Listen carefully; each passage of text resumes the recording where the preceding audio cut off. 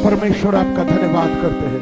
मेरे प्रेमी परमेश्वर, कभी ना बदलने वाले यीशु तेरा धन्यवाद देते हैं। मेरे पिता परमेश्वर, मूसा और उसके लोग प्रभु जी समुद्र किनारे खड़े थे प्रभु जी। वो लाल समुद्र था जो उन्हें खा जाने को तैयार था, परंतु पीछे से फिरौन की सेना भी उन्हें खाने के लिए तैयार थी, परंतु उन्होंने तेरी ओर देखा, उन्होंने तेरी ओर देखा। तूने अपने दास से बातचीत की और मूसा से कहा अपनी लाठी बढ़ा दे। हाँ प्रभु जी, आज हम विश्वास में बढ़ने पाए, हम विश्वास में अपने हाथ को बढ़ाने पाए। आज उन बातों को बोल दें जो बातें आज तंग कर रही हैं, जो बातें आज डरा रही हैं, जो बातों की वजह से हम घबरा रहे हैं, जिन बातों की वजह से आज हमें टेंशन हो रही है, जिनकी वजह से आज हमारे जीवन में कमी और घटी है, परंतु आज अपना हाथ कहते हैं, बढ़ाते हैं उनकी तरफ और कहते हैं हट जा पीछे यीशु के नाम में। ओ प्यारे यीशु, आपके लहू के द्वारा, आपके वचन के द्वारा आप हमें आशीष देंगे और आप हमारे लिए रास्ता बनाएंगे, आप हमारे लिए छुटकारा बन जाएंगे, आप हम पर दया करेंगे, आप हम पर प्रेम करेंगे। प्रभु आपका धन्यवाद देते हैं। Hallelujah, hallelujah, hallelujah, hallelujah. तेरा धन्यवाद करते हैं स्वामी। तू जंगल में पुकारने वाला शब्द है प्रभु, वो शब्द तू है। आदि में वचन था, वचन परमेश्वर था, वचन परमेश्वर के साथ था और वचन ही देहधारी हुआ है। आपका धन्यवाद देता हूं। हालेलुया।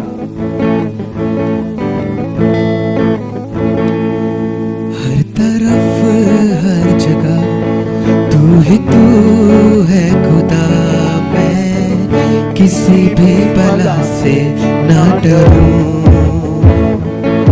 तू जो रहबर है, तू जो है शाफिया, मैं कुछ भी फिक्र ना करूं।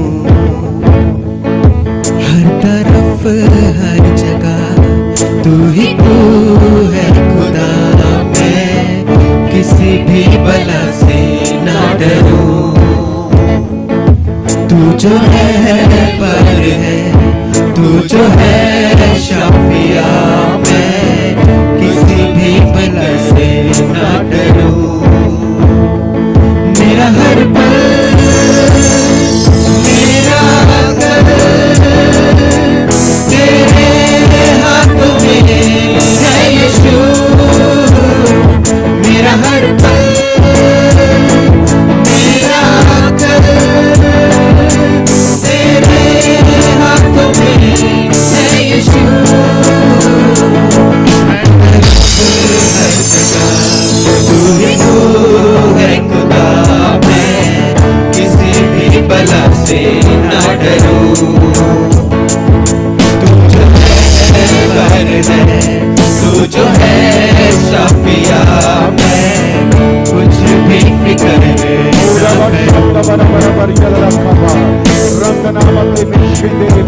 ओ मेरे परमेश्वर, मैं न डरूंगा क्योंकि तू मेरे साथ है। मेरे परमेश्वर, तूने कहा है मत डर क्योंकि मैं तेरे संग हूँ, मैं तेरे साथ हूँ।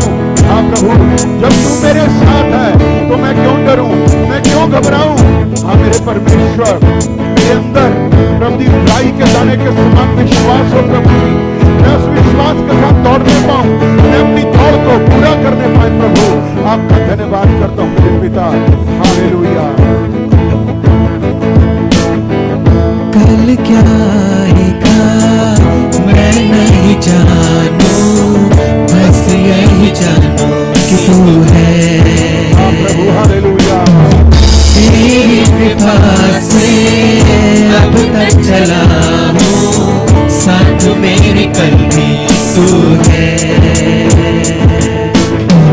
कल क्या आएगा मैं नहीं जानूं, बस यही जानूं कि तू है। तेरी कृपा से अब तक चला हूँ, साथ मेरे कल भी तू है। चाहे कुछ रहे या ना रहे,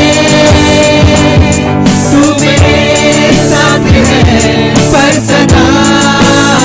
चाहे कुछ रहे या ना रहे, तू मेरे साथ है पर सदा। हर तरफ हर जगह तू ही तू है खुदा, मैं किसी भी बला से ना डरूं।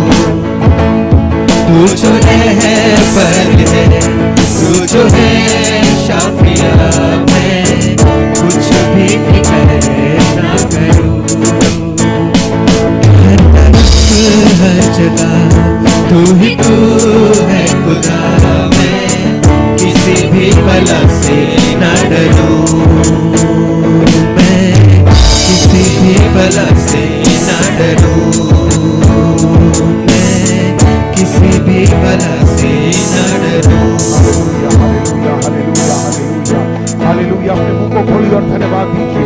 आइए अपने मुंह को खोलिए और धन्यवाद दीजिए पिता परमेश्वर का, जो राजाओं का राजा है, जो प्रभुओं का प्रभु है, जो आदि जो अंत है प्रभु जी।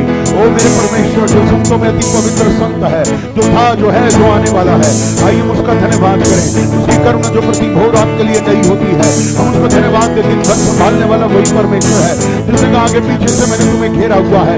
हाँ मेरे परमेश्वर पिता, तेरी शांति और तेरी आशीष के लिए धन्यवाद करता हूँ प्रभु जी, तेरे प्रेम के लिए धन्यवाद करता हूँ मेरे परमेश्वर पिता।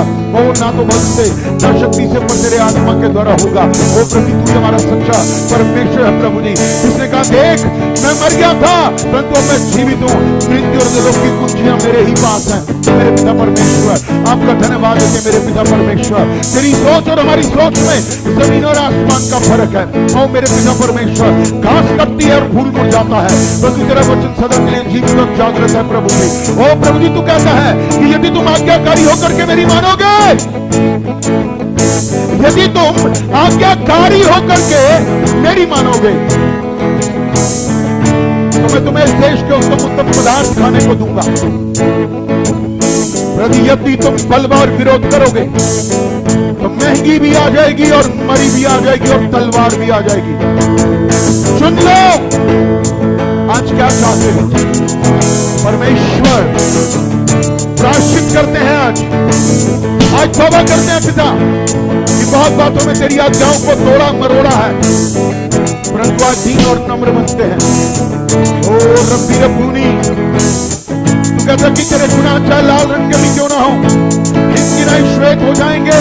तू हमारे वस्त्रों को उजला कर दे, हमारी आत्मा को उजला कर दे मेरे परमेश्वर। प्रभु तेरी स्तुति तेरी बड़ाई हो प्रभु राजा, धन्यवाद करते हैं। गाए हो सना, तू राजाओं का है राजा, तेरी महिमा होवे सदा। तू है प्रभु हमारा खुदा। हम गाए हो तू राजाओं का है राजा, तेरी महिमा होवे सदा। तू है प्रभु हमारा खुदा। यीशु मसीह तेरे जैसा है कोई नहीं, महिमा अगर तेरी है, तेरे चरणों में झुके आसमान और महिमा गाए ज़मीन। यीशु मसीह तेरे जैसा है कोई नहीं, तेरे चरणों में झुके आसमान और महिमा गाए ज़मीन। हम गाए हो सना, तू राजाओं का है राजा, तेरी महिमा होवे सदा। ओ राजा प्रभु हमारा खुदा।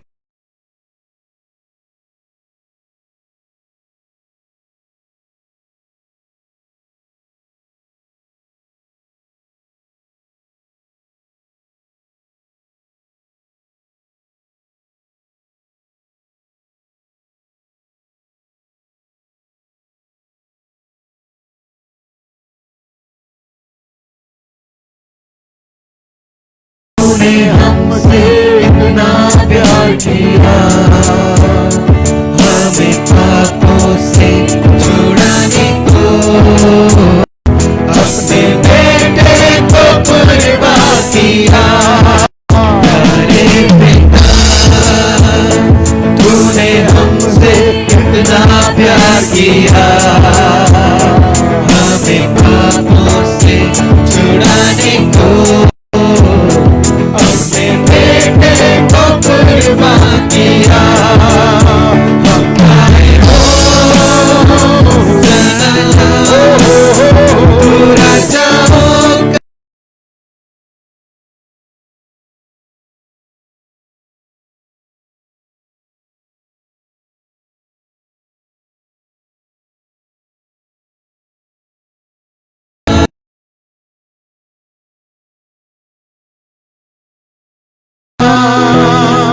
तू राजाओं का है राजा, तेरी महिमा होवे सदा। तू है प्रभु हमारा खुदा, तू है प्रभु हमारा खुदा। मेरे परमेश्वर आपका धन्यवाद करते हैं प्रभु जी। मेरे पिता तू हमारा खुदा है, तू सच्चा और जीवित परमेश्वर है प्रभु। आपका धन्यवाद करते हैं प्रभु जी। तूने कहा आत्मा और दुल्हन कहती है आ। प्रभु तू शीघ्र आने वाला है, तू शीघ्र आने वाला है, और तेरे हाथों में हम सब के लिए वो प्रतिफल है, क्योंकि जो हम बोएंगे वही हम काटेंगे। मेरे परमेश्वर पिता तू देखता है, तू हमें भालता है, तू हमें जांचता है, तू हमें परखता है। आपका धन्यवाद करता हूं पिता, आपकी स्तुति और आपकी बड़ाई हो प्रभु जी। तेरा धन्यवाद देते हैं। हालेलुया।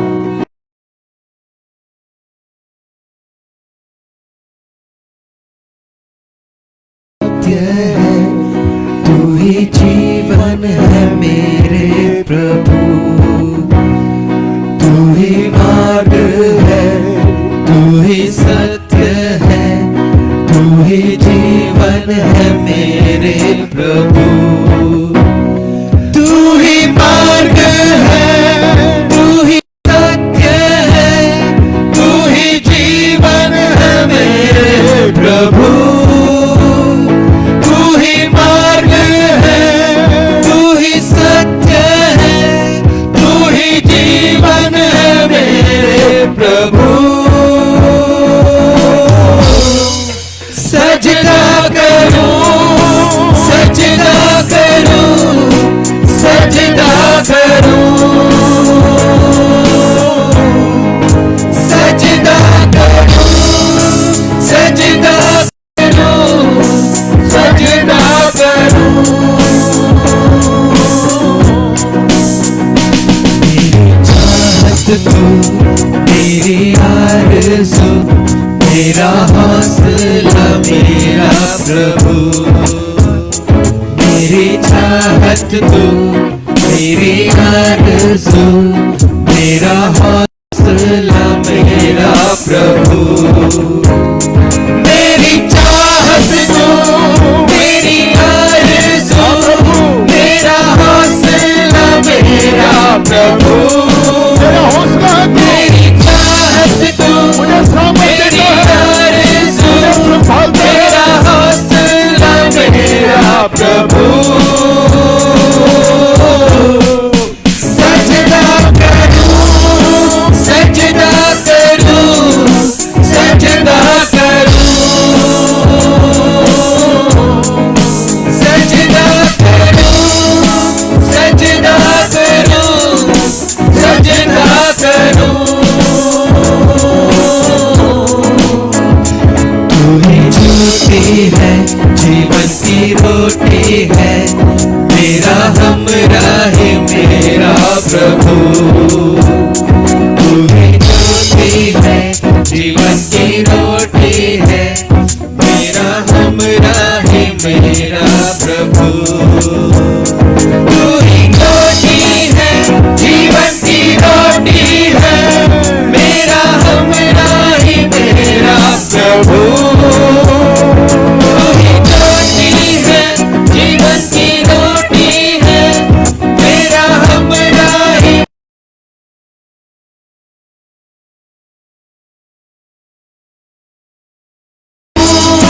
सजदा करूं, सजदा करूं, सजदा करूं, सजदा करूं, सजदा करूं, सजदा करूं,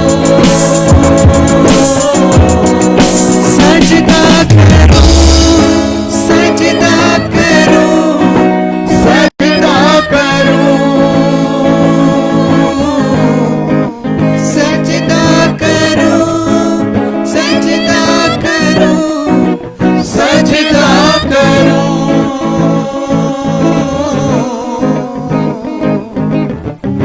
स्वर्गीय पिता परमेश्वर आपका धन्यवाद देते हैं पिता।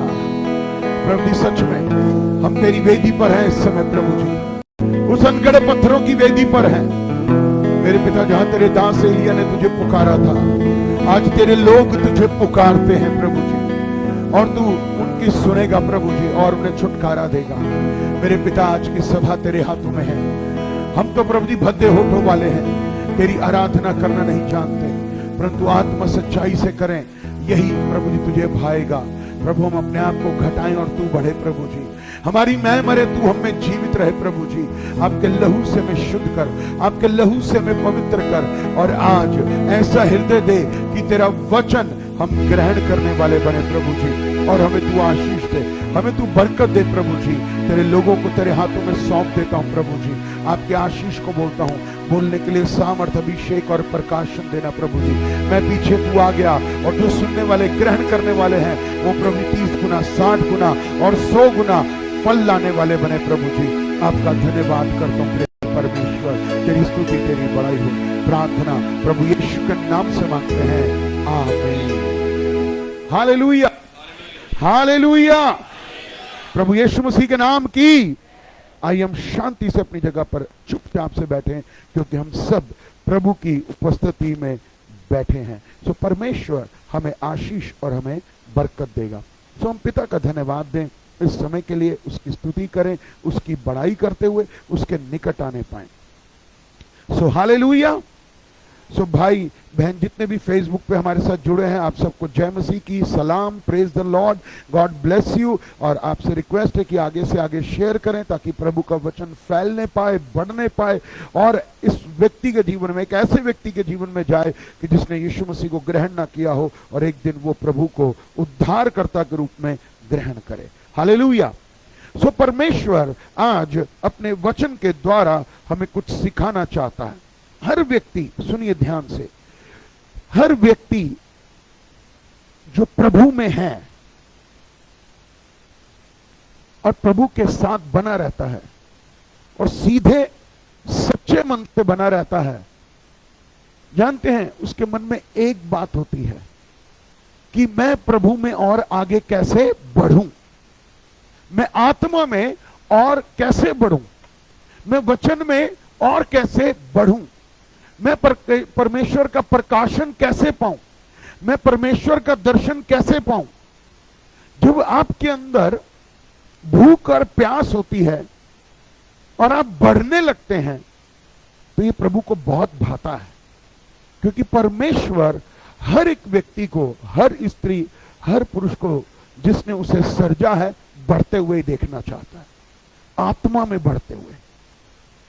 और जो हम आत्मा में बढ़ने लग जाते हैं, तो उसी प्रकार से शैतान का भी आक्रमण जो है ना, बढ़ने लग जाता है।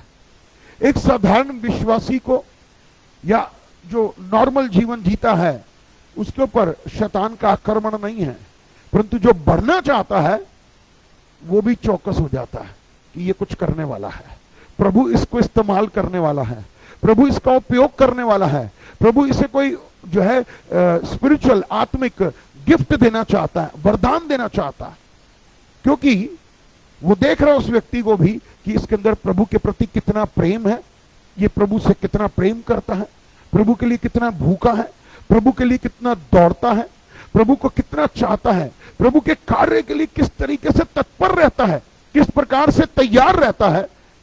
तो ये आत्मिकता में बढ़ने के कुछ चिन्ह होते हैं कि उसका जीवन एक आत्मा से भरा हुआ होता है, प्रेम से भरा हुआ होता है, आज्ञाकारिता से भरा हुआ जीवन होता है उसका, विश्वासी योग्यता से जो है उसका जीवन भरा हुआ होता है, और वो प्रभु के कार्य करने के लिए दौड़ लगाता है। उसको अपने जीवन या अपने कार्यों से इतना प्रेम नहीं रह जाता जितना उसे प्रभु से और प्रभु के कार्यों से प्रेम होता है।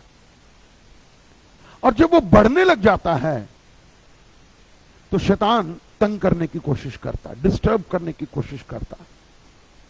तो प्रभु का वचन मुझे आपको क्या सिखाता है, आइए प्रेरित पौलुस के द्वारा प्रभु क्या कहता है। पहला कुरिन्थियों और 10वां अध्याय, पहला कुरिन्थियों 10वां अध्याय 12वां वचन, 1 Corinthians chapter 10 and verse 12। पहला कुरिन्थियों 10वां अध्याय 12वां वचन। और ये मेरे लिए और आपके लिए वचन है। हालेलुया। बोलिए, ये वचन मेरे लिए है, ये वचन मेरे लिए है। इसलिए जो समझता है कि मैं स्थिर हूं, वह चौकस रहे कि गिर ना पड़े। जो व्यक्ति ये कहता कि जो समझता है कि मैं तो स्थिर हूं, मैं तो स्थिर हूं, तो पौलुस प्रेरित वो हमें क्या कहते हैं, चेतावनी भी दे रहे हैं, डांट भी है, ताड़ना भी है कि भाई चौकस रहे, कहीं गिरना पड़े, कहीं गिरना पड़े। और आज मैं एक बात कहना चाहता हूं कि कोई पाप है या गलती है, यदि वो किसी भी व्यक्ति के द्वारा होती है तो हमारे गिरने के चांस बढ़ जाते हैं। क्योंकि हम क्या कहते हैं, मैं तो स्थिर हूं, मैं तो प्रभु में सही चल रहा हूं, मैं तो आत्मा में सही चल रहा हूं। यहां पर प्रभु कम और मैं ज्यादा नजर आने लग जाता है, और जहां पर मैं ज्यादा आने लग जाता है तो उस व्यक्ति को जांचने की जरूरत है अपने आप को कि क्या मैं सही चल रहा हूं, कहीं मेरे अंदर शैतान तो नहीं काम करने लग गया, क्योंकि मैं शैतान की तरफ से ही है, घमंड शैतान की तरफ से ही है, और वो हमें गिराना चाहता है। अपने आप को हमें देखने की जरूरत है कि अगर मैं स्थिर हूं प्रभु में, तो मुझे अपनी धाती की, अपने आत्मा की रखवाली करने की जरूरत है, जरूरत है, क्योंकि मुझे अपनी चौकसी करनी पड़ेगी। अगर मेरी चौकसी नहीं होगी तो मैं गिर सकता हूं। जिस प्रकार से चाहे हम हवाई जहाज में जाते हैं या हम अपनी कार में जाते हैं तो हम बेल्ट लगाते हैं, बेल्ट लगाते हैं, क्यों लगाते हैं? हमारी सेफ्टी के लिए। ऐसे ही आत्मिक जीवन में अगर आप बढ़ रहे हैं तो आपको भी वचन की सेफ्टी की जरूरत है। वचन आपकी ढाल है, आत्मा आपकी मदद करने वाला है, पवित्र आत्मा आपकी मदद करने वाला है। तो हमें अपनी चौकसी करने की बहुत जरूरत है कि मेरा जीवन कैसा चल रहा है। और बाइबल कहती है कि मैं और आप अपने आप से नहीं जांचे जाते, हम पवित्र आत्मा के द्वारा और वचन के द्वारा अपने आप को जांचने की कोशिश करें कि क्या मैं सही चल रहा हूं, क्या मैं स्थिर हूं। बट अगर मैं स्थिर हूं तो मुझे अपने आप को देखने की जरूरत है कहीं गिर ना जाऊं, क्योंकि स्थिरता हमें घमंड की तरफ लेके जाती है। आज हम कुछ रुकावटों की तरफ देखेंगे जो हमें आत्मिक जीवन में बढ़ने के लिए रोकती हैं, जैसे कि हम गलती करते हैं। ध्यान से सुनिए, देखिए कि क्या कहता है परमेश्वर का वचन कि हमें पहली बात शारीरिक व्यक्ति, पहली बात शारीरिक व्यक्ति, आप और मैं शरीर में हैं। बात ध्यान से सुनिए, एक होता है नेचुरल व्यक्ति, साधारण व्यक्ति, साधारण व्यक्ति जैसे बाहर पाए जाते हैं। मैं शारीरिक कब बन जाता हूं? देखिए वचन क्या कहता है, इसी का ही दूसरा अध्याय पहला कुरिन्थियों, 1 कुरिन्थियन 2 और उसका 14, पहला कुरिन्थियों 2:14, परंतु शारीरिक मनुष्य परमेश्वर के आत्मा की बातें ग्रहण नहीं करता।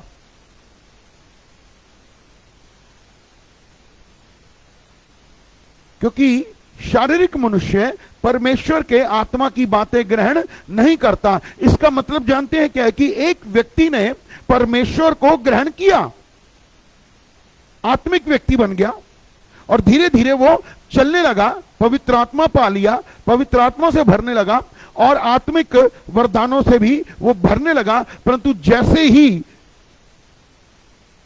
अपने जीवन में वो शरीर के कामों को दोबारा आते हुए देखता है, तो जानते हो क्या करता है कि पवित्र आत्मा के द्वारा ना चल करके, पवित्र आत्मा के द्वारा ना चल के वो पाप और शरीर के पीछे चलने लग जाता है। इसलिए उस व्यक्ति को शारीरिक मनुष्य बोलते हैं।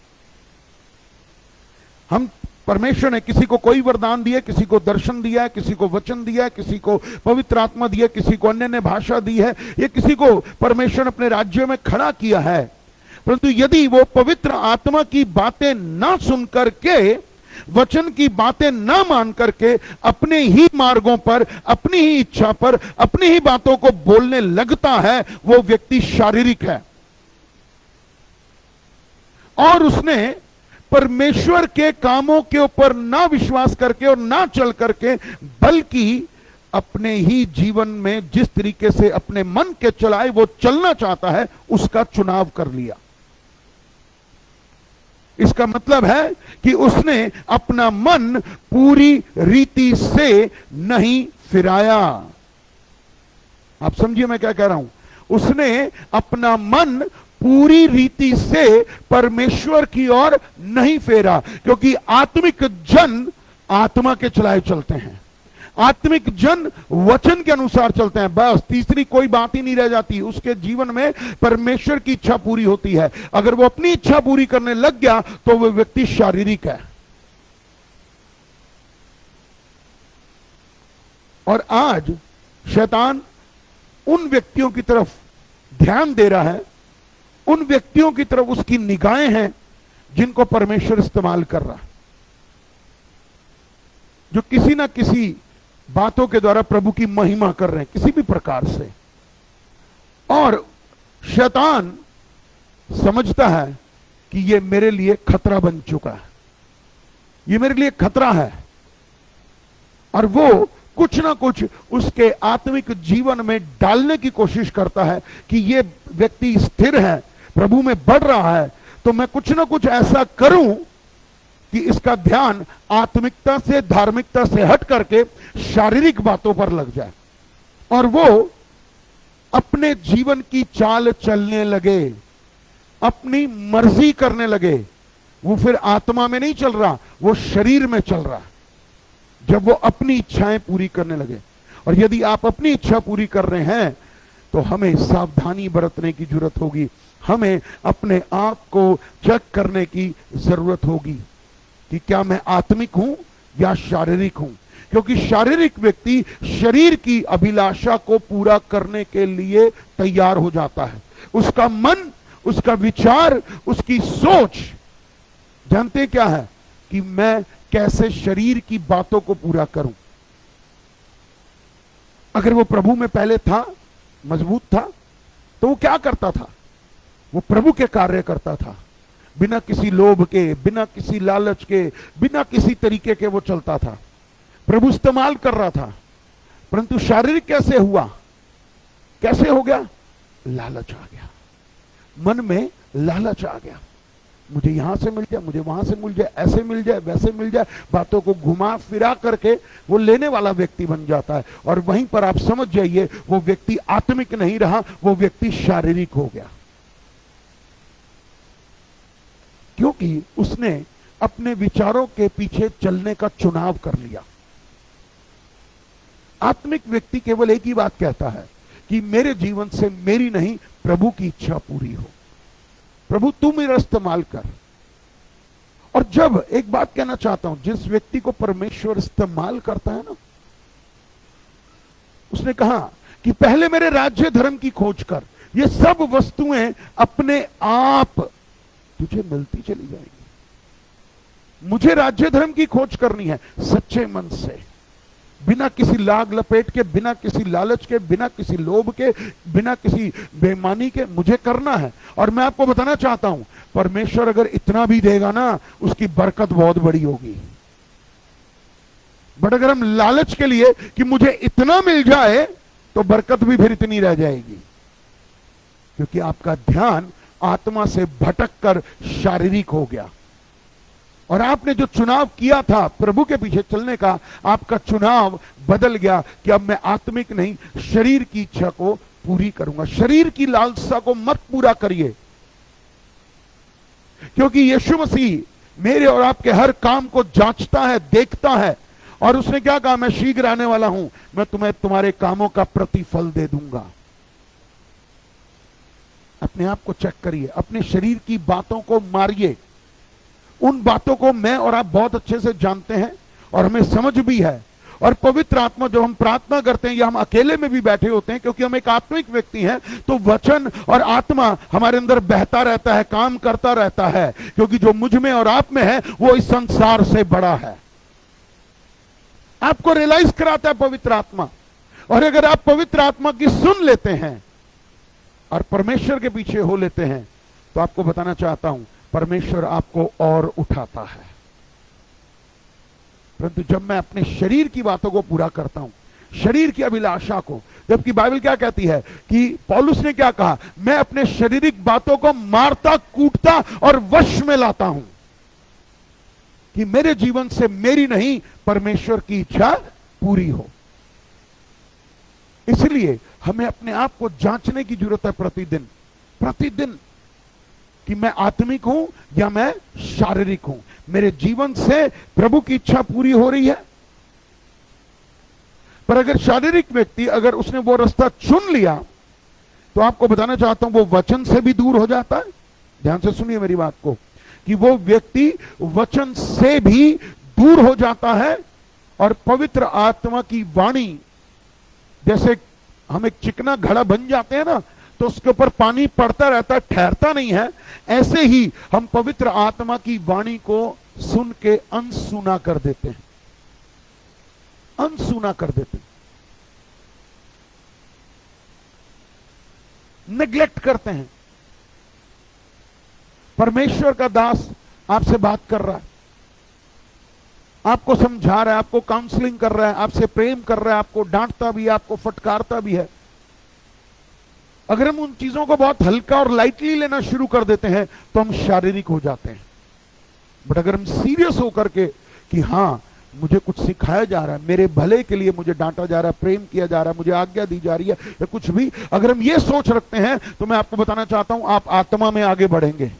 परंतु यदि अरे पास्टर का तो काम ही है मुझे डांटता, जब भी मेरे को, कई लोगों की सोच बता सकता हूं मैं, जब पास्टर का फोन आता है ना, तो पता उनके मन में पहला सवाल क्या था, आज डांट पड़ेगी। बट वो ये नहीं सोचते कि डांट क्यों पड़ेगी, किस कारण पड़ेगी, मैंने कुछ ऐसा क्या किया, वो नहीं सोचेंगे। आप समझ रहे हैं मैं क्या कह रहा हूं? आत्मिक व्यक्ति ये सोचता है कि मेरे को अगर आज डांट पड़ रही है तो किस वजह से, मेरी क्या गलती निकलेगी। बट कई व्यक्ति सुन के अनसुना करते हैं, ये उनके आत्मिक जीवन में एक बहुत बड़ी रुकावट होती है। स्थिर रहना है, चौकस रहो, गिरना पड़ो, गिरना पड़ो। आप क्या कर रहे हो? अपना नुकसान कर रहे हो। अगर मुझे सुनना है तो मुझे डांट भी तो सुननी है, मुझे प्यार भी तो सुनना है। मैं ऐसा कौन सा बेटा या बेटी हूं जिसने सिर्फ अपने पिता से प्यार पाया? पिता ने डांटा भी है, माता ने डांटा भी है, प्यार भी किया, थप्पड़ भी लगाए हैं। बट अब तो हम, मेरे ख्याल से उस समय बच्चे थे, अब तो हम मैच्योर हो गए हैं, अब तो हम बड़े हो गए हैं। बट प्रभु में भी हम तब भी बच्चे थे, आज भी बच्चे हैं, वर्षों के बाद भी, क्योंकि डांट नहीं सहना चाहते। वो व्यक्ति शारीरिक है। अपने आप को चेक करने की जरूरत है मुझे, आपको। शारीरिक व्यक्ति शरीर को सुनता है, शैतान को सुनता है। आत्मिक व्यक्ति आत्मा को सुनता है कि क्या कह रहा है पवित्र आत्मा मुझसे, क्या कह रहा है मेरे को प्रभु का वचन, मुझे क्यों दिखाया जा रही है ये बातें, मुझे क्यों सुनाई दी जा रही हैं ये बातें, मेरे साथ ये क्या चाहता है परमेश्वर, मैं उसकी इच्छा को पूरा करने वाला बन जाऊं। मारिए अपने अंदर के इस अभिलाषी जीव को, जो अभिलाषाएं करता रहता कि मेरे जीवन से मेरी नहीं प्रभु की इच्छा पूरी हो। ये अच्छी सोच है, बट अगर मैंने चुनाव कर लिया और मैंने अपने आप को वचन और आत्मा से अलग कर लिया है, तो मैं आगे बढ़ नहीं पाऊंगा। ये बुरी, एक बहुत बड़ी रुकावट है। जब हमने क्रूज पर गए, यीशु को देखा, तो हम कई बार क्या कहते हैं, यीशु मसीह जैसे तू शारीरिक बातों के लिए मेरी बातों को लेकर के गया, मर गया, आज मैं भी मर जाऊं। आप लोगों ने बपतिस्मा लिया, कितने लोगों ने बपतिस्मा लिया? क्या बोला था जब उस पानी में खड़े हुए थे, याद है? क्या बोला था अपने आप से? क्या बोला था कि मैं शारीरिक बातों के लिए क्या है, मर जाऊं, मैं दफन हो जाऊं, मेरा मैं मर जाए। बट आज मैं वर्षों से यीशु मसीह में हूं, मैं अभी तक मरा ही नहीं, क्योंकि मैं शरीर में चलता हूं। मैं शारीरिक बातों को पूरा करता हूं। जो आत्मिक व्यक्ति होता है वो आत्मा की सुनता है। वो ना आत्मा के विरोध में होता है ना वचन के विरोध में होता है। ये एक आत्मिक व्यक्ति की पहचान बता रहा हूं कि वो कभी वचन के विरोध में नहीं होगा, वो कभी पवित्र आत्मा के विरोध में नहीं होगा। परंतु यदि हम वचन को नहीं सुनते, नहीं मानते, तो हम उस धार्मिकता में और उस आत्मिकता में बढ़ नहीं पाते, और वो हमारे बढ़ते हुए जीवन के लिए एक बहुत बड़ी रुकावट है। जिस प्रकार से हम देखते हैं, हम सड़क के ऊपर चलते हैं, गाड़ी बड़ी तेजी से चल रही होती है, 60 की स्पीड पर, 70 की स्पीड पर, और एकाएक एक बहुत बड़ा स्पीड ब्रेकर आ जाता है, बहुत बड़ा स्पीड ब्रेकर। आप क्या करते हैं? आप ब्रेक, क्लच, रेस सबको कंट्रोल में कर लेते हैं, परंतु जब तक आप उस स्पीड ब्रेकर तक पहुंचते हैं, इतनी जोर से आप उछलते हैं कि आपका बैलेंस बिगड़ जाता है और आप गिर जाते हैं। ऐसे ही अगर हम आत्मा में नहीं चलेंगे, हमारे शारीरिक जीवन और आत्मिक जीवन का नुकसान होता चला जाता है, परंतु उसके लिए बहुत फिर देर हो जाती है। अपने आप को चेक करने की जरूरत है कि मैं शारीरिक हूं या मैं आत्मिक हूं।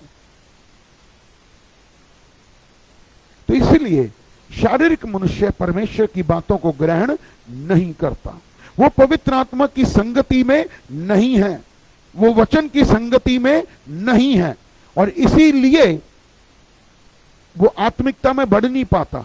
और ऐसे व्यक्ति जिनको आप शारीरिक देखोगे ना, जिन्होंने अभी तक अपने शरीर की अभिलाषाओं को नहीं मारा, वो ढंग से प्रार्थना भी नहीं कर पाएंगे। ये मैं सही कह रहा हूं, वो ढंग से प्रार्थना भी नहीं कर पाएंगे। हम अपने आप को आत्मिक कैसे प्रकट करते हैं कि मैं कुछ बातों को मानता हूं और कुछ बातों को नहीं मानता। प्रभु का वचन कई बारी मुझसे बड़ी कड़वी बात कहता है तो मैं नहीं सुनता, मीठी बात कहता है तो मैं सुन लेता हूं। मैं आधी अधूरी आज्ञाओं को मान करके मैं पूरा उद्धार पा सकता हूं? नहीं पा सकता, क्योंकि मैं पवित्र आत्मा की बातों को दरकिनार कर देता हूं। वो बोलता है मुझसे, वचन कहता है मुझसे, मेरी आत्मिक आंखों को खोल देता है। मेरे अंदर एक डर तो ले आता उस घड़ी, जब कई वचन ऐसे आते हैं ना, बाइबल में हम पढ़ते हैं तो कई वचन ऐसे इतने कड़वे होते हैं, छोड़ूंगा नहीं, काट डालूंगा, तो एक डर सा पैदा होता है। बट वो डर जानते हैं कब तक रहता है? जब तक हम पेज नहीं पलट देते। हम पेज नहीं पलट देते। अपने आप को देखिए कि मैं आत्मिक हूं, मैं शारीरिक हूं। अगर आप आत्मिक हैं तो आप यही कहेंगे, मेरे जीवन से यीशु मसीह शरीर में था बट उसने आत्मा की बातों को पूरा किया। उसे क्या कहा कि मेरे जीवन से मेरी नहीं, मेरे स्वर्गीय पिता की इच्छा पूरी हो। उसने कहा यदि ये कटोरा हट जाए तो हट जाए, परंतु फिर भी प्रभु की इच्छा पूरी हो। उसने अपनी इच्छा नहीं मांगी। यीशु शारीरिक होता तो मैं दावा देता हूं वो गतसमनी के बाग में जाता ही नहीं।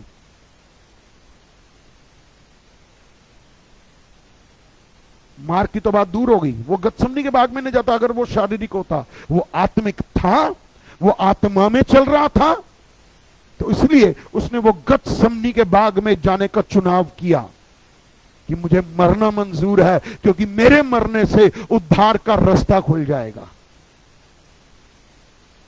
जिस प्रकार से पौलुस क्या कहता है कि आदम प्रथम मनुष्य था, शारीरिक मनुष्य था, परंतु यीशु मसीह अंतिम आदम था, आत्मिक आदम, जो हमारे लिए मारा गया, गाड़ा गया और जिंदा हो गया।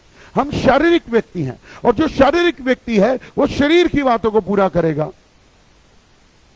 आज मेरे पास टाइम नहीं है, आज मैं इधर जाना है, आज मैं उधर जाना है, आज मैं थक गया, आज मेरे साथ ये है, आज मेरे साथ वो है। नहीं भी गए तो क्या फर्क पड़ता, अगले संडे चले जाएंगे, अगले संडे आ गया, फिर अगले संडे चले जाएंगे, फिर हम 2-2 महीने 3-3 महीने चर्च से गायब हैं। वो व्यक्ति की पहचान आपको दूर से पता चल जाएगी कि ये व्यक्ति शारीरिक है।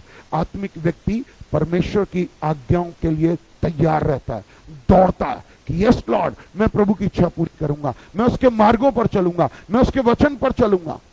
मैं शारीरिक नहीं, मैं आत्मिक हूं। बाइबल कहती है आत्मा में शुरू किया है, आत्मा में खत्म करो। आत्मा में शुरू किया है, आत्मा में खत्म करो। अगर आत्मा में शुरू करके शरीर में खत्म कर रहे हो तो परमेश्वर से बहुत दूर हो। आप अपने घरों के अंदर जांच लीजिए। हर व्यक्ति अपनी व्यक्तिगत प्रार्थना करता है। मेरे पास अगर एक कमरा या 2 कमरे हैं तो मुझे भी कोई देख रहा तो मैं भी किसी को देख रहा हूं, बट हम दोनों से बढ़कर के परमेश्वर हमें देख रहा कि मैं कितनी प्रार्थना कर रहा हूं, कितना मैं वचन पढ़ रहा हूं, कितना मैं आज्ञाकारी हूं। क्योंकि शारीरिक व्यक्ति शरीर की बातों से नहीं, आत्मा की परख से पहचाना जाएगा कि यह व्यक्ति कैसा है। यह रुकावट है मेरे और आपके जीवन में कि हम शरीर के पीछे क्यों चल रहे हैं। शरीर के पीछे मत चलिए, हमें आत्मा में चलना, तभी हम आत्मिक उन्नति प्राप्त करेंगे। दूसरी एक चीज जो बहुत भयानक है, इसका तो एक पूरा टॉपिक है, बट मैं इसमें 2 लाइन ही ले रहा हूं, ज्यादा नहीं। नीति वचन 16 का 18, proverbs 16 and verse 18। Proverbs 16 and verse 18।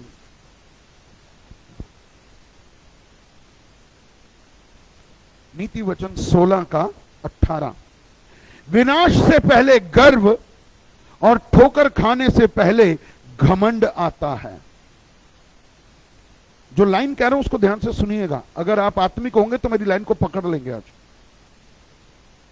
अगर आप आत्मिकता में सुन रहे हैं और सही ग्रहण कर रहे हैं तो आप मेरी बात को पकड़ लेंगे, एक ही लाइन को। वचन में क्या लिखा है कि विनाश से पहले गर्व और ठोकर खाने से पहले घमंड आता है। मैं जो कहना चाहता हूं वो सुन लो। नया सीखते रहना हमारी व्यक्तिगत समझ को, नया सीखते रहना हमारी व्यक्तिगत समझ को, हमारी बुद्धि को, हमारे ज्ञान को बढ़ाता है। आप समझ रहे क्या? मैं सीखना चाहता हूं तो हमारे ज्ञान को बढ़ाता है। परंतु घमंड क्या कहता है? मुझे सब कुछ आता है, मुझे सिखाने की जरूरत, मुझे समझाने की जरूरत, अपने आप को देख लो। वो व्यक्ति ऐसा बोलता है।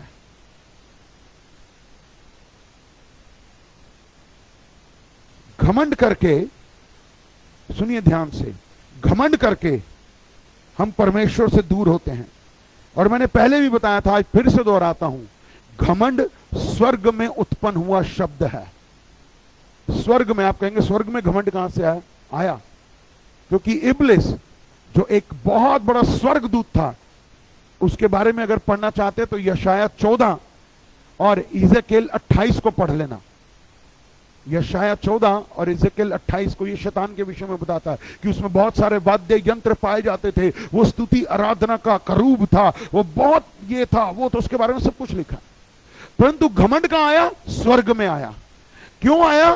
क्योंकि वो परमेश्वर को देख रहा था, परमेश्वर की सामर्थ को देख रहा था, और उसका ध्यान आया कि इस सिंहासन पर मैं बैठना चाहता हूं। यह है घमंड। घमंड और घमंड आपके जीवन में, एक लाइन पहले भी बोली थी, आज फिर दोहराता हूं, घमंड के विषय में कि परमेश्वर आपको जीरो से हीरो बनाता है, बट आपका घमंड आपको हीरो से जीरो बना देगा। ये याद रखना जो बोल रहा हूं, हीरो से जीरो और जीरो से हीरो, ये सब करता है। ये हमारा घमंड है। हम घमंडी बन जाते हैं क्योंकि घमंडी व्यक्ति परमेश्वर की बातों को नकारता है। घमंडी व्यक्ति सुनना नहीं चाहता, घमंडी व्यक्ति समझना नहीं चाहता, घमंडी व्यक्ति की इच्छा नहीं होती कि मैं कुछ अच्छा सीख लूं। घमंडी व्यक्ति के अंदर ये पहले ही होता है।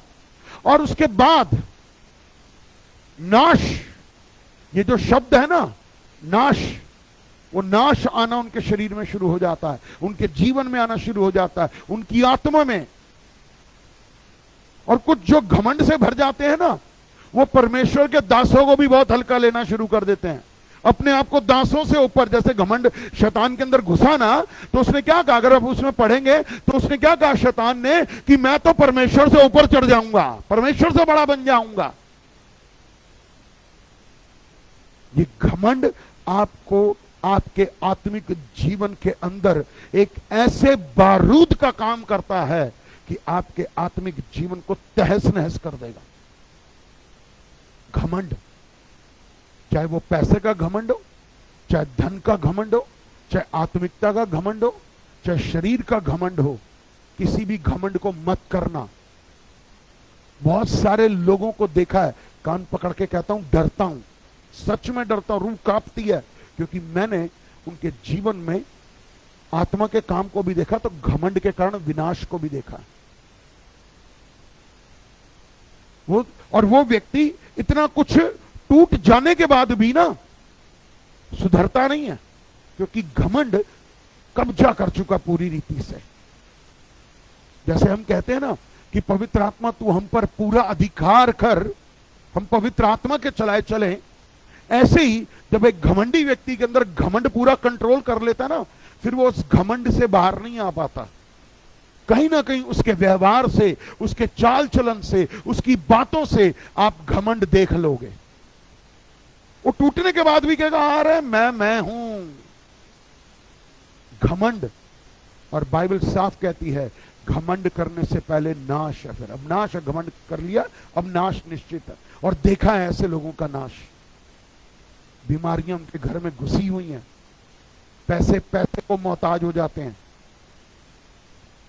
मत करना घमंड, कभी भी मत करना किसी भी बात का। अगर किसी बात के लिए परमेश्वर ने आपको चुना और स्पेशल बनाया ना, तो और दीन और नम्र हो जाना, घमंड मत करना। क्योंकि आपका देखने वाला और आपका सुनने वाला आपके साथ ही है, वो यीशु मसीह है। सो घमंड मत करिए। इसलिए ये आपके आत्मिक जीवन में बढ़ने की सबसे बड़ी रुकावट है। रुकावट है। मुझे आता है, तुझे तो कुछ आता ही नहीं, तू कुछ कर ही नहीं सकता, मुझे देख मैं कैसे बढ़ गया, मैं ये मैं वो, मैं।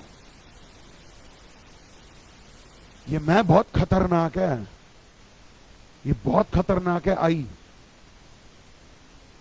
ऐसे मत करिए, आपके जीवन को बहुत बड़ा नुकसान। अरे जो बिजनेस मैं कर सकता हूं, के लोग बोलते हैं बिजनेसमैन, जो बिजनेस मैं कर सकता हूं कोई कर ही नहीं सकता। जिस प्रकार से मैं जॉब करता हूं कोई कर ही नहीं सकता। अगर मैं एक फैक्ट्री में या एक दुकान में सेलमैन हूं और कोई आता है व्यक्ति, मैं उसको एक बार ही सामान बेचता हूं, कोई दूसरा आता दूसरी बार बेचता हूं, 4, 6, 10 बारी जब भी आया मैंने हर एक को सामान बेच दिया। तो दूसरे साथी को मैं क्या बोलता हूं, देखा कितने लोग आए, मैंने सबको यूं माल बेच दिया। यह है घमंड, यह है घमंड। घमंड करो किस पर? परमेश्वर पर।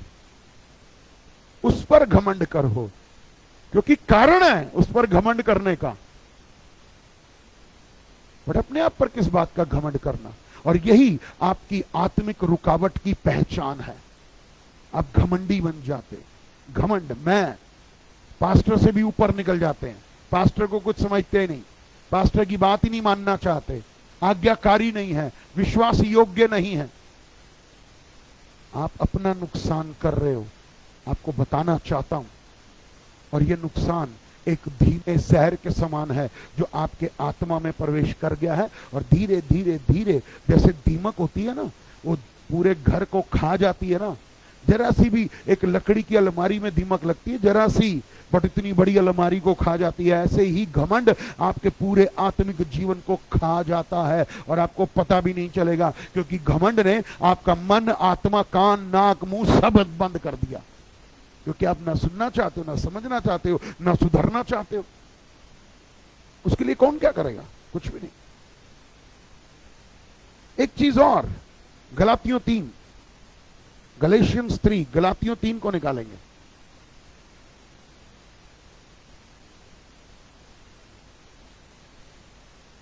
गलातियों 3 कुरिन्थियों के बाद ये गलातियों 3। एक और चीज है जो आत्मिक जीवन में बड़ी पाई जाती है, वो है पक्षपात करना। पक्षपात करना। आत्मिक व्यक्ति को कभी भी पक्षपात नहीं करना चाहिए। अगर आप पक्षपात कर रहे हो तो आप आत्मा में कभी उन्नति नहीं कर पाओगे, कभी नहीं बढ़ पाओगे। ये बहुत बड़ी रुकावट है। हमारा परमेश्वर पक्षपाती परमेश्वर नहीं है, बट हम फिर क्यों पक्षपाती बन जाते हैं? हम क्यों पार्शियलिटी करना शुरू कर देते हैं? देखिए, मैं क्यों आपको दिखाना चाहता हूं। गलातियों 3 उसका 28वां वचन। गलातियों 3, अब ना तो कोई यहूदी रहा, ना यूनानी, ना कोई दास, ना कोई स्वतंत्र, ना कोई नर, ना नारी, क्योंकि तुम सब मसीह यीशु में एक हो। एक हो। परमेश्वर ने पूरे जगत से प्रेम किया, परंतु हम ना कोई यहूदी, ना नर, ना नारी, सब एक बराबर हैं। परमेश्वर ने पक्षपात नहीं किया। अगर परमेश्वर पक्षपाती होता, ध्यान से सुन लीजिए, अगर परमेश्वर पक्षपात करने वाला होता तो आज मैंने और आपने उद्धार नहीं पाया होता। क्योंकि यीशु मसीह ने क्या कहा? मैं यहूदियों के लिए आया। एक यहूदी से बात कर रहा था। परमेश्वर ने नर नारी बनाया, फिर जातियां बनती गईं, फिर वो इज़राइल में आया, इज़राइल का परमेश्वर बना, फिर वो सारे जो है जगत का परमेश्वर बना। यानी कि वो अब सबको एक साथ कर रहा था, एक साथ। और आज हम सब कहां कहां से हैं, कौन कौन सी जाति से हैं, मुझे नहीं पता आप कौन सी जाति से हो, आपको मेरा नहीं पता, बट मैं और आप मसीह यीशु में एक हैं, बराबर हैं। यहां कोई छोटा नहीं है, यहां कोई बड़ा नहीं है, कोई गरीब नहीं है, यहां कोई अमीर नहीं है, यहां पर सब बराबर हैं। कलीसिया में सब बराबर हैं। अगर कोई व्यक्ति यह सोचता है कि आज मेरे पास जो है अच्छा घर है, अच्छी गाड़ी है, अच्छा मकान है, तो मैं ऊंचा हूं, आप गलत हैं। परमेश्वर पक्षपात नहीं करता, तो इस कलीसिया में भी कोई पक्षपात नहीं है, सबके लिए बराबर है। बस, ना कोई जात, ना कोई पात। यीशु ने हमें इन सब से ऊपर कर दिया। और इसमें एक बात जोड़ देना चाहता हूं, बहुत ध्यान से सुन लीजिए, जोड़ना चाहता हूं, इस विषय के साथ नहीं बट जोड़ रहा हूं कि आज बहुत सारे पास्टरों को भी देखता हूं और बहुत सारे चर्चेज में एक बात सुनाई देती है। क्या सुनाई देती है जानते हैं? कि हम मसीह में तो आ गए, बट अभी भी हम पता क्या बोलते हैं? मेरे बेटे की शादी या मेरी बेटी की शादी इस जाति के व्यक्ति में हो जाए। अरे भाई, आप एक हो। यीशु ने हम सबको, एक एक जन को, एक एक जाति के लोगों को अपने खून से खरीदा है। उसका खून बदला हुआ नहीं तो आप क्यों बदलते हैं? हम सब बराबर हैं, यहां कोई जात पात नहीं है। अगर ऐसे तो मैं कहने लगूं, मैं तो पंजाबी में सबसे बड़े गोत्र का व्यक्ति हूं, मैं आपके घर का खाना नहीं खा सकता, आपके घर का पानी नहीं पी सकता, तो मेरी सेवा बेकार है, मैं आत्मिक रीति से उठ ही नहीं पाया। क्यों? क्योंकि यीशु मसीह ने मुझे एक कर दिया। मैं एक हूं उसके लहू के द्वारा, उसके आत्मा के द्वारा। ना कोई जात है, ना कोई पात है, ना कोई नर, ना कोई नारी, ना यहूदी, ना यूनानी, ना अन्य जाति। अगर हमारा परमेश्वर पक्षपाती होता तो सिर्फ यहूदियों का उद्धार होता, किसी और का उद्धार नहीं होता। वो एक जाति के लिए आया था तो फिर वो उसी का उद्धार करता। परंतु परमेश्वर ने जगत से ऐसा प्रेम रखा कि उसने अपना इकलौता पुत्र किसके लिए दिया? पूरे जगत के लिए दिया, मानव जाति के लिए दिया। तो हम सब बराबर हैं इस कलीसिया में। आज से ये बात याद रखिए कि मेरे लिए सब भाई बहन बराबर हैं। कोई जात नहीं, कोई एससी नहीं, कोई एसटी नहीं, कोई शूद्र नहीं। ये सब क्या है? ये मनुष्य के बनाए हुए काम है। परमेश्वर ने तो नर और नारी करके बनाया था, तो फिर हम क्यों भेदभाव कर रहे हैं? हम क्यों पक्षपात करते हैं? मैं उसके घर का पानी नहीं पीऊंगा, भाई मैं तो पीऊंगा, मेरे लिए तो सब बराबर है, तभी तो मैं आत्मा में आगे बढ़ पाऊंगा। मैं उसके घर का पानी नहीं पीऊंगा, आप आत्मिक रीति से रुके हुए बढ़ नहीं सकते। परमेश्वर ने पक्षपात नहीं किया किसी के गुनाह बहुत बड़े थे, किसी के थोड़े थे, किसी के कम थे, किसी के ज्यादा थे, सबको माफी मिली है। माफी जब सबको मिली है तो परमेश्वर ने तो पक्षपात नहीं किया, तो फिर हम क्यों पक्षपात करते हैं? यह आपके आत्मिक जीवन में बहुत बड़ी रुकावट है, पक्षपात करना। ये मैं देखता हूं आत्मिक जगत में। बहुत साल पहले मैंने किसी को किसी के घर भेजा, 2 बारी 3 बारी 4 बारी गया, तो जिस घर में वो व्यक्ति गया उस व्यक्ति से मेरी बातचीत हुई। कहते प्रभु का वचन तो वो लेकर आते हैं, आप समझ लेना, प्रभु का वचन तो वो लेकर आते हैं, बांटते हैं, बट मैं उनके अंदर 2 चीजें देखता हूं। मुझसे उन्होंने कहा, कहते मैंने कहा क्या? एक तो घमंड है और दूसरा हमारे घर का पानी भी नहीं पीते। ये कौन सी मसीहत हुई फिर? ये कैसी मसीहत है? आप समझ रहे मैं क्या कहना चाहता हूं? मसीह में सब धुल गए हैं, मसीह में सब एक हैं, कोई पक्षपात नहीं है। किस बात का पक्षपात? अभी भी मैं पक्षपात कर रहा हूं तो मैं शारीरिक व्यक्ति हूं, घमंड कर रहा हूं तो मैं शारीरिक व्यक्ति हूं। मेरी उन्नति नहीं हो पा रही, मेरी उन्नति नहीं हो पा रही। क्यों? क्योंकि मेरा ध्यान आत्मा की बातों पर नहीं, शरीर की बातों पर है, और मेरा नुकसान हो रहा है।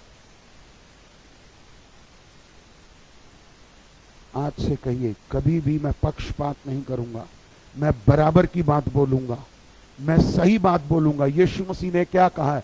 सही को सही बोलो और गलत को गलत बोलो। गलत को सही बोलोगे, सही को गलत बोलोगे, पक्षपात कर जाओगे। बराबर है। अगर मुझे डांटना है तो मैं दोनों को डांटूंगा, मुझे प्यार करना है तो मैं दोनों को प्यार करूंगा, जिसको सुधारना है उसको सुधारूंगा, जिसको सुधरना है वो सुधरेगा, क्योंकि मुझे सुधरना है। पक्षपात मत करिए। और आज मैं सीधी बात कहना चाहता हूं, मुझे आत्मा में आ रहा है, मैं बोल रहा हूं, आज मैं परिवार में, क्या कह रहा हूं? आज मैं परिवार में पक्षपात देखता हूं। परिवार किसका परिवार है? किसका परिवार? मेरा परिवार। किसका परिवार? मेरा परिवार।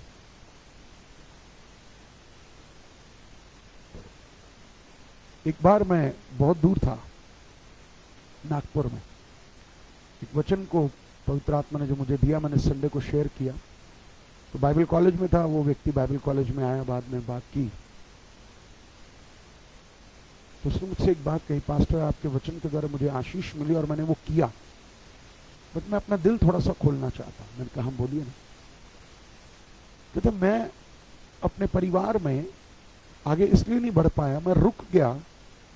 उसका सबसे बड़ा कारण क्या था? कि मेरे साथ पक्षपात हो रहा था। हमारे परिवारों में पक्षपात हो जाता है, मत करिए। हम विश्वासी हैं, याद रखिए, आप सबसे पहले विश्वासी हैं, आप सबसे पहले प्रभु का भय मानने वाले व्यक्ति हैं, आप सबसे पहले वचन को मानने वाले व्यक्ति हैं, वचन पर चलने वाले व्यक्ति हैं, तो फिर पक्षपात क्यों? पक्षपात मत करिए, बराबर की बात करिए, सही बात बोलिए। प्रभु आपको आशीष दे, प्रभु आपको बरकत दे। अपने जीवन को देखने की जरूरत है कि कहीं मैं पक्षपात तो नहीं कर रहा। आगे चलेंगे। एक बहुत बड़ी रुकावट क्या है आत्मिक जगत में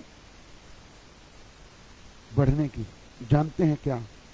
परमेश्वर के साथ सही नहीं चलना, निरंतर नहीं चलना, यानी कि लगातार नहीं चलना।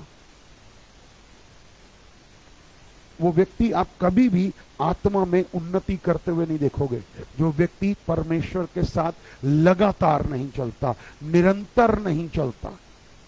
ना वो आत्मिक रीति से मजबूत होगा, ना वो धन की रीति से, ना वो मन की रीति से, और शारीरिक कहीं ना कहीं गड़बड़ियां उसके जीवन में नजर आती रहेंगी। क्योंकि परमेश्वर का वचन मुझे आपको ये सिखाता है कि हमें परमेश्वर के साथ बने रहना है। कब?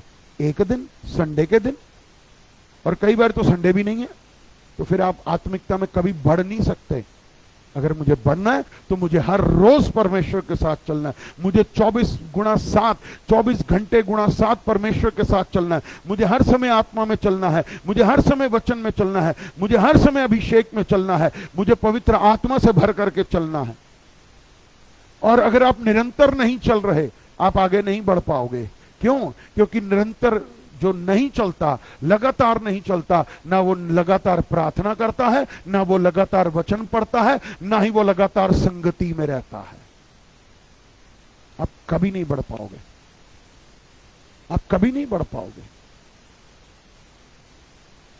और कई कई धुरंधर जो है ना, पता क्या बोलते हैं, हम तो बाइबल कॉलेज करके आए हैं, हमें सिखाने की क्या जरूरत है।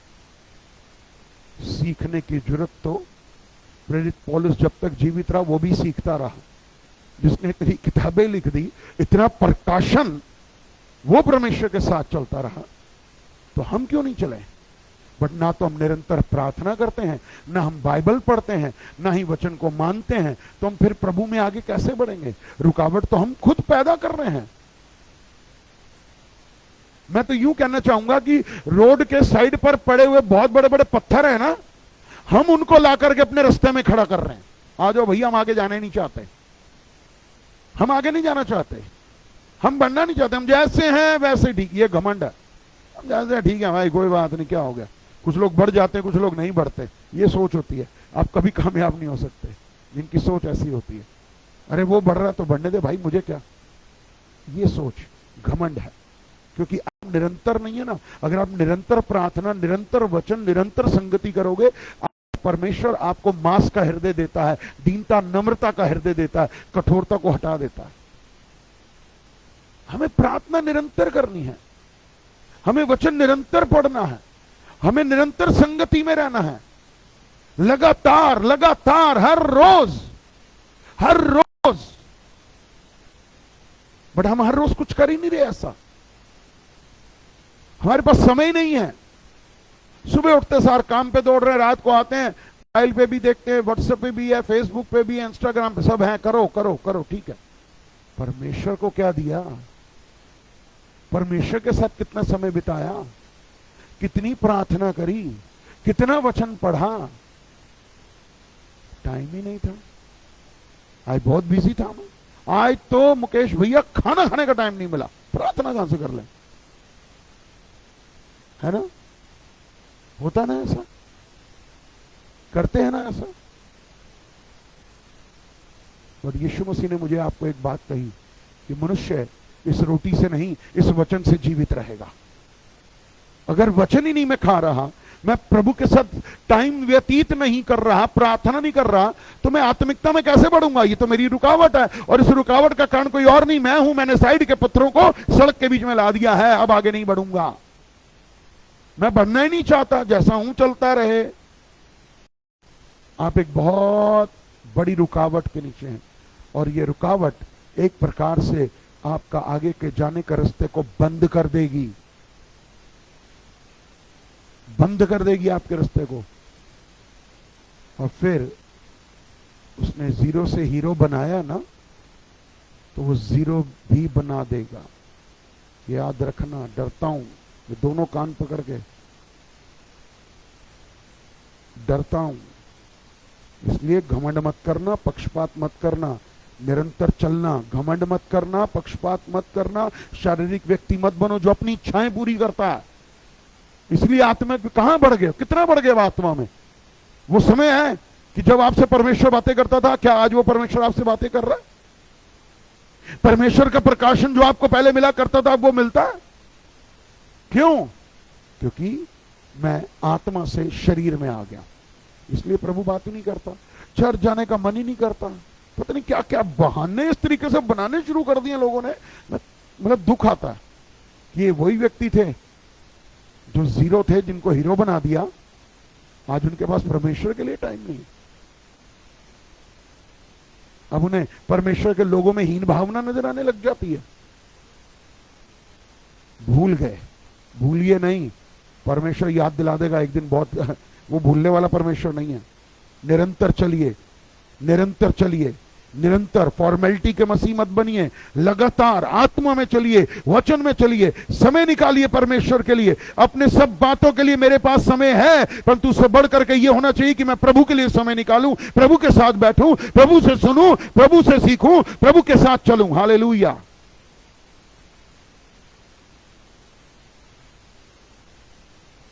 और एक चीज आजकल जो शुरू से थी हमारे साथ, प्रभु में आए, थोड़े समय के लिए छोड़ दी, फिर शुरू हो गए। क्या? कि बाइबल की विधि पर ना चल करके अपनी विधियों पर चलने लग जाते हैं, मनुष्यों की रीति पर चलने लग जाते हैं, पुरखों की रीति पर चलने लग जाते हैं। हमारे पुरखे ये कहते थे, भाई हमें तो ये करना पड़ेगा, फिर आप मसीह में आगे बढ़ते हुए नजर नहीं आएंगे, क्योंकि यीशु मसीह ने पुरखों की रीति को हटा दिया, हमारे जीवन से अपनी रीति ले आया है। और जो परमेश्वर की रीति है वो सीधी है, सर्वपूरी है और पूरी व्यवस्थित है, फुल प्रूफ है। हम मनुष्यों की रीति पर नहीं चले। भैया क्या करें, हमारे रिश्तेदार ऐसे हैं। अरे तुम्हारे रिश्तेदार तुम्हारी जगह पर रखो ना, बट परमेश्वर को परमेश्वर की जगह पर रखो। जो परमेश्वर कहता है वो करो। हमें तो उनको भी मनाना पड़ता है, भैया तो फिर उन्हीं को मना लो। इसका मतलब यह है कि मैं थोड़े समय तो है यीशु मसीह की आराधना करता हूं, थोड़े दिनों बाद मैं शैतान की भी पूजा अर्चना कर रहा होता हूं। वो व्यक्ति कभी आत्मा में आगे बढ़ ही नहीं सकता। पुरखों की रीति पर नहीं, मुझे आपको यीशु की रीति पर चलना है। और यीशु की रीति गलत नहीं है, अधूरी नहीं है, पूरी है, सिद्ध है। हम अपनी विधियों पर चल रहे हैं। अपने मेरे बाप दादे ये कहते थे, भाई मुझे तो करना पड़ेगा, नहीं तो मेरी रिश्तेदारी छूट जाएगी। मैं तो कहता हूं कल की छूटती आज छूट जाए, मुझे ऐसी रिश्तेदारी को क्या करना। और आप में से मुझे एक बारी भी कोई बता दो कितने रिश्तेदार आपके घर में इस लॉकडाउन में आपको राशन देकर चले गए? किसने भेजा 50,000 रुपया, किसने भेजा 20,000 रुपया। और जब काम आता तो आके खड़े हो जाएंगे, आओ। अब ऐसे करना। हमारी मां ऐसे कहा करती थी, दादी यूं कहती थी, नानी ने यूं कहा था, वो याद है। वो वहां पर आकर के बोलना शुरू कर देते हैं, नहीं मुझे यीशु की रीति पर चलना है। कोई माने ना माने, खुश हो ना हो, मुझे फर्क नहीं पड़ता, मुझे यीशु को खुश करना, यह मेरी आत्मिकता में बढ़ती हुई उन्नति है। मैंने पहले भी कहा था, आज फिर से दोहरा रहा हूं। जब मेरा बेटा जोशुआ हुआ, मैंने उसको प्रभु को उसी समय हॉस्पिटल में अर्पित किया, तो मेरी मां क्या बोलती है, वो काला धागा डाल दे, नजर ना लग जाए। मैंने कहा मैंने उसके नीचे रख दिया है, दुनिया की सारी नजरें भी उसका कुछ नहीं बिगाड़ सकती। मुझे ये धागे की जरूरत नहीं है, मुझे उसके पैर में छल्ला बांधने की जरूरत नहीं है, मुझे उसके लिए कुछ करने की जरूरत नहीं, क्योंकि उस यीशु के लहू में डुबो दिया उसको कि उसका कोई बाल भी बांका नहीं कर सकता। मैं मनुष्य की रीति पर नहीं चलूंगा, मैं यीशु की रीति पर चलूंगा। परमेश्वर की दया से हमारा बच्चा सुरक्षित है। मुझे तो यीशु की रीति पर चलना है भाई। मैं सेवक का काम करके निकम्मा बन जाऊं? हम सब कहीं ना कहीं सेवकाई में हैं, किसी न किसी को तो सुसमाचार देते ही हो, किसी को तो यीशु मसीह के बारे में बताते ही हो। और जिसको यीशु मसीह के बारे में बताते हो और वही खुद तुमको पुरखों की रीति पर चलते हो, कहेगा ये तुम कौन सी रीति पर चल रहे हो भाई? नहीं, मैं यीशु की रीति पर चलूंगा, बाइबल की विधि पर चलूंगा, ना कि मनुष्यों की रीति पर। मनुष्यों को खुश नहीं करना। और रही बात, प्रभु ने मुझे प्रेरितों के काम 5 में एक ले गया। अभी कहता हनन्याह सफीरा को, उनकी लाश को कंधा देने वाला कोई नहीं था। आप चिंता नहीं करिए, कोई आपके साथ हो ना हो, आपका पास्टर ये कलीसिया खड़ी है आपको दफनाने के लिए।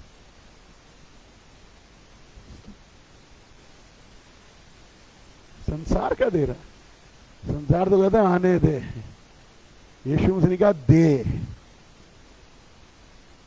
तो पुरखों की रीति पर नहीं चलो, यीशु की रीति पर चलो, और उस रीति पर चल के आत्मिकता में बढ़ते पाए जाओगे, घटोगे नहीं। मनुष्य की रीति पर क्या चलना? हमारे बाप दादे ऐसा करे, अरे वो कर गए तो वो मर गए, वो कर गए वो मर गए। आप नहीं मरोगे, आप तो आत्मिक जीवन में सदा के लिए जीवित रहोगे। तो फिर मैं मनुष्यों की रीति पर क्यों चलूं? मैं तो नहीं चलता।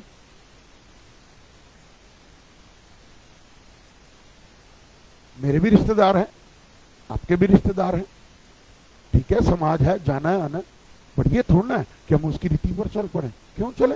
वहां से तो छुटकारा मिला, अंधकार के वश से छुड़ाकर तुम्हें उसने अपने प्रिय पुत्र के राज्य में प्रवेश कराया, ज्योति में प्रवेश कराया अंधकार से, तो फिर अब दोबारा अंधकार में क्यों जाऊं? हालेलुया, मैंने कहा हालेलुया। पुरखों की रीति पर नहीं चलूंगा, यीशु की रीति पर चलूंगा। आज व्यक्ति हैं, खड़े हैं, नहीं खड़े तो कोई परवाह नहीं। हनन्याह सफीरा भी मर गए थे तो पतरस ने क्या किया था? जाओ इनको दफना दो, दफना दिए जाएंगे, आप चिंता नहीं करिए, आपकी लाश सड़ेगी नहीं, आपका बदन सड़ेगा नहीं।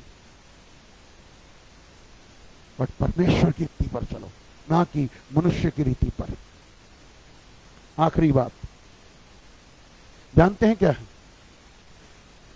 वो है वाद विवाद करना। वाद विवाद करना, अपने को सही ठहराना, ये आपको आत्मिकता में रोकता है। जो वाद विवाद करते हैं ना, वो कभी नहीं बढ़ते। याद रखना, परमेश्वर से, परमेश्वर के दासों से वाद विवाद करके आप कभी उन्नति नहीं प्राप्त कर पाओगे। चैलेंज करता हूं। क्यों? क्योंकि जिन्होंने वाद विवाद किया ना, वो मरते गए हैं। आत्मिकता में भी मरते गए, धार्मिकता में भी मरते गए, शरीर में भी मरते गए। हम लोग वाद विवाद करने लग जाते हैं।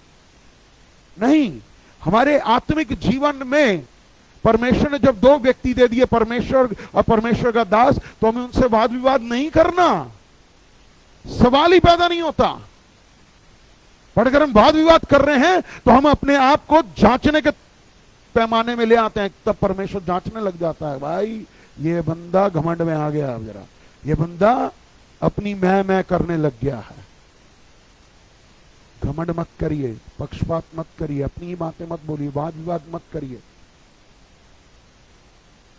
परमेश्वर का दास आप सबसे प्रेम करता है। हर कलीसिया में प्रभु का दास अपनी कलीसिया से प्रेम करता है, मसीहों से प्रेम करता है, मसीह समाज से प्रेम करता है, क्योंकि वो परमेश्वर से प्रेम करता है।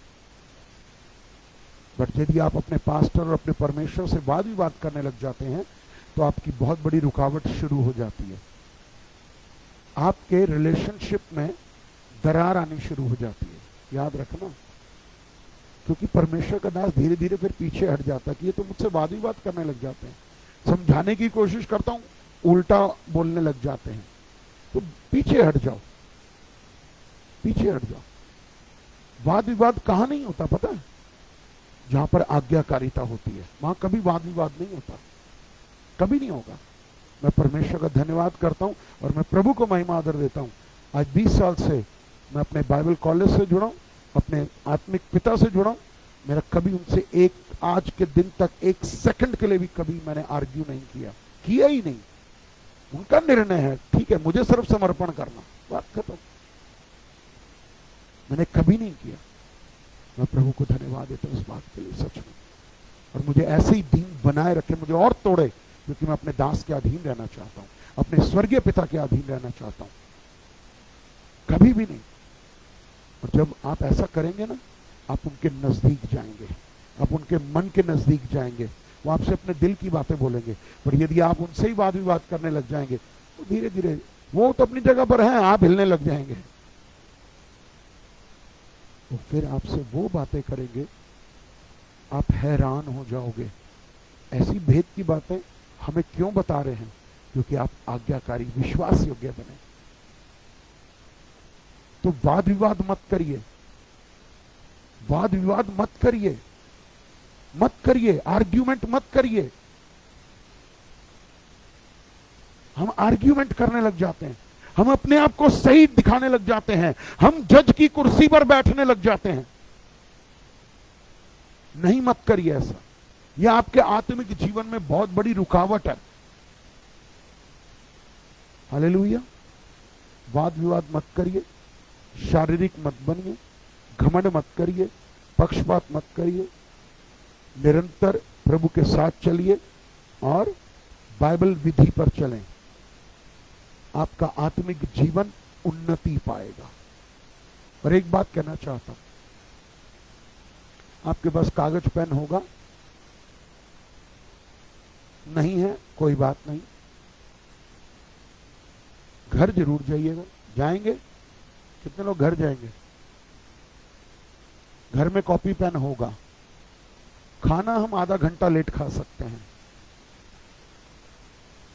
बना आधा घंटा लेट सकते हैं, बट कॉपी पेन लेके जरूर बैठिए एकांत में और आज के अपने जीवन को लिखिए। बहुत काम की चीज बता रहा हूं आज आपको। अपने आज के जीवन को लिखिए,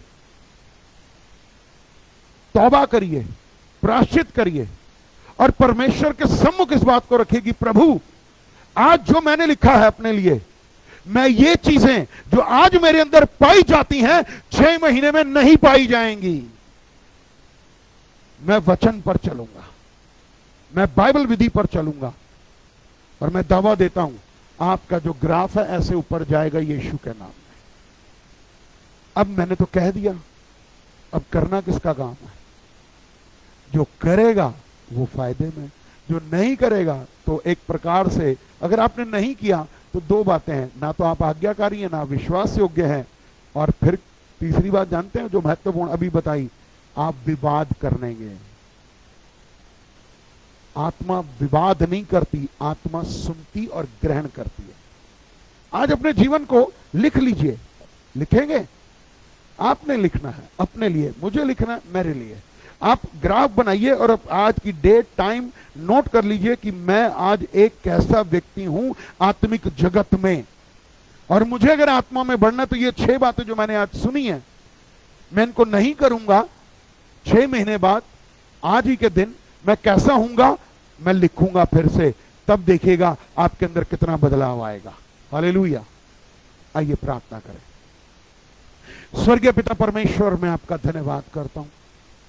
मेरे पिता, मेरे अब्बा, मुझे जांच, मुझे परख।